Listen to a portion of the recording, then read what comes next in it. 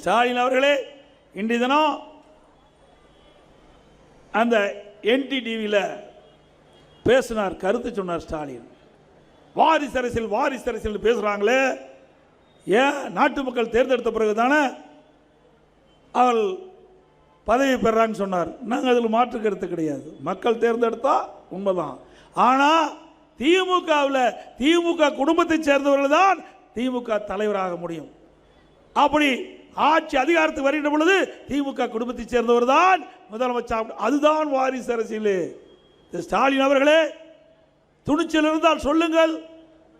திராவிட முன்னேற்ற கழகத்துக்கு உழைத்தவர்கள், நாட்டு மக்களிடம் நன்மதிப்பு பெற்றவர்கள், நிர்வாக இடத்திலே அன்பை பெற்றவர்கள், அவர்கள் யாராக இருந்தாலும் திராவிட முன்னேற்ற கழகத்துக்கு தலைவராகலாம் என்று சொல்லுங்கள் பார்க்கலாம். தில்லு திராணி தெம்பு இருந்தால் சொல்லுங்க.